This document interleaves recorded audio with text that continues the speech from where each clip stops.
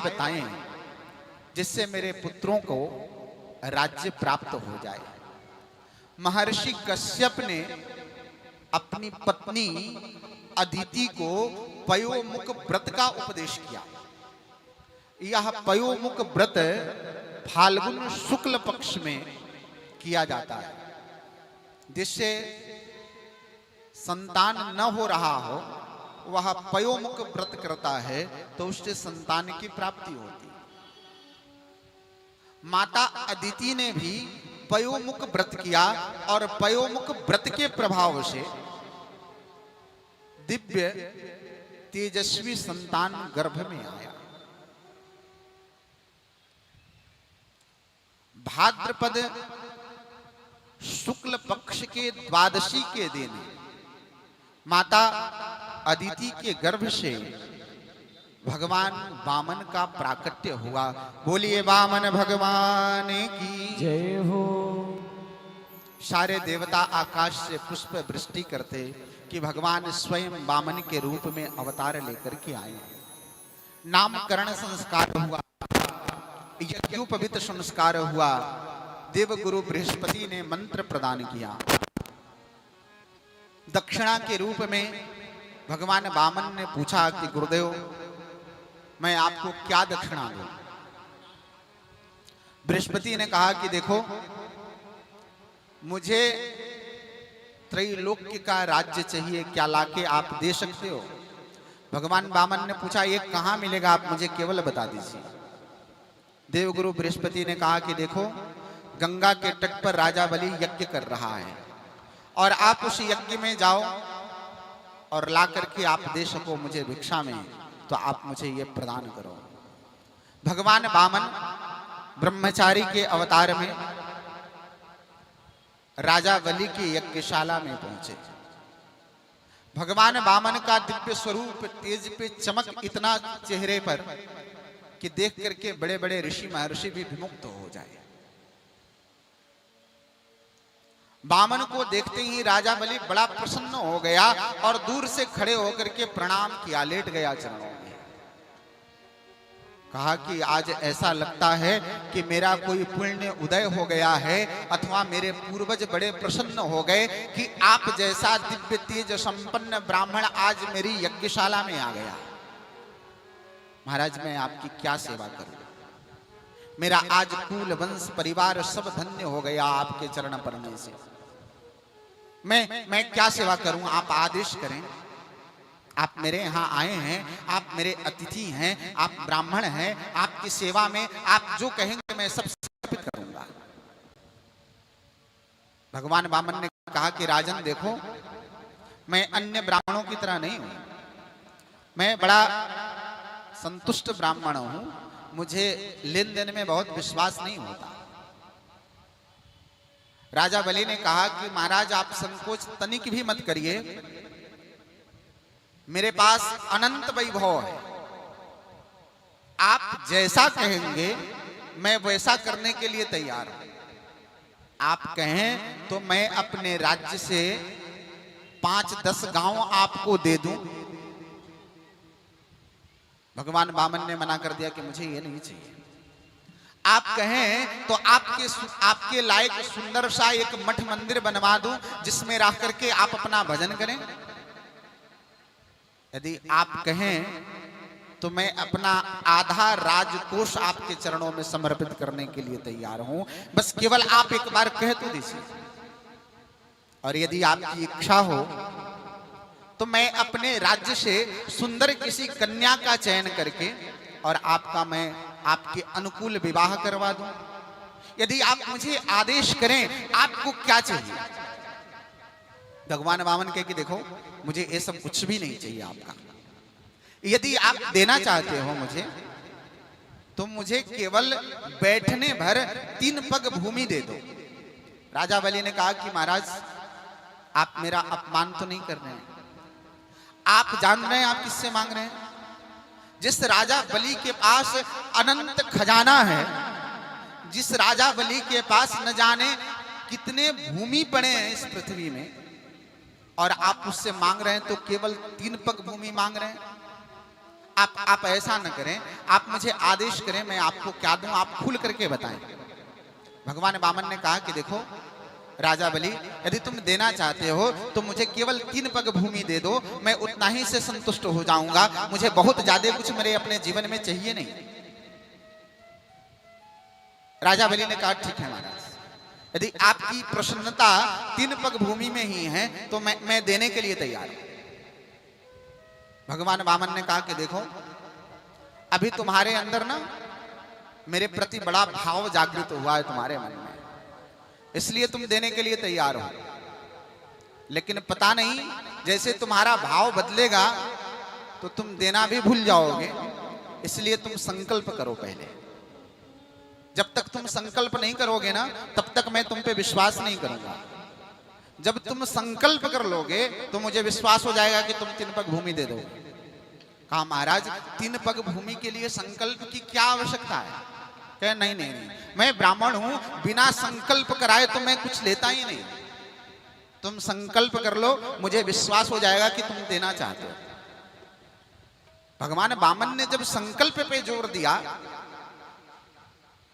तो दैत्य गुरु शुक्राचार्य को लगा कि ये व्यक्ति कौन है जो इतना संकल्प करने पे जोर दे रहा है। शुक्राचार्य ने आंख बंद करके देखा तो अरे ये वामन कोई ब्राह्मण नहीं है, ये तो साक्षात नारायण आया। राजा बलि के कान में धीरे से गुरु शुक्राचार्य बोले कि देखो राजा बलि, तुम संभल जाओ, तुम संकल्प मत करना, ये कोई ब्राह्मण नहीं है, ये साक्षात नारायण आया है, और तुम इसकी बातों में फंस गए तो तुम बचोगे नहीं, सब कुछ छीन जाएगा तुम्हारा। राजा बलि ने कहा कि गुरुदेव, मैं जानता नहीं था कि ये ब्राह्मण नारायण है, लेकिन आपने मुझे बता दिया। आज मैं जान गया गुरु की महिमा कि गुरु जो है नारायण से परिचय करा देता है। लेकिन गुरुदेव, मैं आपको एक बात निवेदन कर देना चाहता हूं, यदि यह सच में नारायण है, यह समस्त ब्रह्मांड का नारायण आज मेरे यहां मांगने के लिए आया है तो राजा बलि देने से पीछे भी नहीं हटेगा। गुरुदेव, आपने गलती कर दी, आपको तो ये कहना चाहिए था कि तुम्हारे दरवाजे पे नारायण खड़ा है, तुम देने से कुछ चूक मत जाना, तुम आज अपना सर्वस्व दे देना नारायण के चरणों में, लेकिन आपने ये नहीं कहा। गुरुदेव, आज मैं देने के मूड में हूं, और यदि नारायण ही आए हैं तो मैं अपना सर्वस्व दे दूंगा। संकल्प राजा बलि हाथ में ले लिए, करते हैं संकल्प। गुरु शुक्राचार्य को वहां पर भी नहीं रहा गया तो वो संकल्प के पात्र में जाकर के बैठ गए। भगवान जान गए कि शुक्राचार्य मानेंगे नहीं, तो ऐसे ही एक कुश दर्भा लेकर के और उस जलपात्र में उन्होंने मारा तो शुक्राचार्य का एक आंख फूट गया अंदर ही। शुक्राचार्य निकले जलपात्र से बाहर, भगवान ने संकल्प कराया, राजा बलि को नाम गोत्र उच्चारण कराया, दिन तिथि उच्चारण कराया, और कहा कि आकाश के समस्त देवताओं को साक्षी मान करके मैं यह संकल्प सत प्रतिज्ञा करता हूं कि मैं 3 पग भूमि अच्युत गोत्रोत्पन्न कश्यप पुत्र को मैं आज प्रदान करता हूं। जैसे ही ऐसा संकल्प करके और भगवान वामन के हाथ में दिया, इतने ही देर में भगवान वामन का जो है विराट रूप आरंभ हो गया। भगवान छोटे से बड़े हो गए और इतना बड़े हुए कि एक पग में ही जो है उन्होंने समस्त स्वर्ग का आधिपत्य नाप लिया। दूसरा चरण जैसे ही उन्होंने उठाया तो ब्रह्मलोक तक पहुंच गया, ब्रह्मा जी के लोक में पहुंचा। ब्रह्मा जी ने भगवान वामन के चरण को प्रक्षालन करके और अपने कमंडल में रख लिया। भगवान वामन ने पूछा, राजा बलि, तुमने 3 पग भूमि देने का वचन दिया है और 2 पग में ही मैंने तो ब्रह्मलोक तक नाप लिया, अब ये बताओ कि मैं तीसरा पग कहां रखूं, तुम बताओ। अब राजा बलि चुप हो गए। राजा बलि करें तो क्या करें, तो जहां पर पति बोल नहीं पाते वहां पर स्त्रियां बोलना आरंभ करती हैं, माताएं वहीं से जवाब देना शुरू करती हैं। राजा बलि की पत्नी विंध्यावली वहीं खड़ी थी। कही, प्रभु मैं बताती हूं आपको, जरा धैर्य रखिए आप। मैं आपसे कुछ पूछना चाहता हूं। आप एक बात बताइए, राज्य के मूल्य से अधिक राजा का मूल्य होता है या नहीं होता? भगवान ने कहा एकदम सही कह रही है, राज्य के मूल्य से कई गुना अधिक मूल्य राजा का होता है। तो फिर आपने 2 चरण में पूरे नाप लिए ब्रह्मलोक तक, तो तीसरा चरण हम दोनों के ऊपर रख करके और आप हमें स्वीकार कर लीजिए, मेरा वचन पूरा हो जाएगा। विंध्यावली और राजावली दोनों भगवान के चरणों में गिर गए और भगवान ने अपना तीसरा पग राजावली के मस्तक पर रखा है और भगवान को जो है अपना संकल्प पूर्ण कराया है। बोलिए भागवत भगवान की। ऐसे दान करने से भगवान वामन बड़ा प्रसन्न हो गए।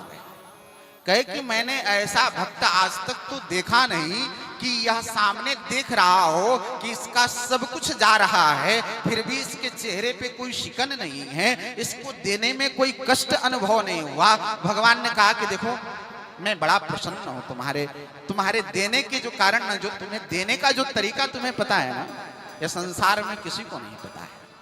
तुम जैसा देना जानते हो ना, ऐसा कोई भी नहीं जानता है। आज तो मैं खुद तुम्हारे सामने शर्मिंदा हूं, तुमसे मैंने सीखा है कि दिया कैसे जाता है। अब मैं तुम्हें चाहता हूं कि तुम जो है मुझसे कुछ मांगना चाहते हो, तुम मांग लो, तुम्हें क्या चाहिए? राजावली हाथ जोड़ करके कहता है कि प्रभु आपके पास अपना कुछ है नहीं, जो मैं दिया हूं वही आपके पास है, और मैं आपसे क्या मांगू? सब कुछ तो मेरा ही दिया हुआ है, इसलिए ठाकुर मुझे कुछ भी नहीं चाहिए। भगवान ने कहा तुम्हें नहीं चाहिए, लेकिन मैं तुम्हें देना चाहता हूं। मेरा मन प्रसन्न हो गया है और जिस पे मैं प्रसन्न हो जाता हूं ना, उस पे मैं अपना सब कुछ लुटा देता हूं। मैं चाहता हूं कि अभी तुम्हें सूतल लोक में स्वर्ग की तरह मैं तुम्हें एक राज्य प्रदान करता हूं और तुम सूतल लोक के राजा बन करके रहो, और अगले मनवंतर में तुम्हें मैं इंद्र बना दूंगा।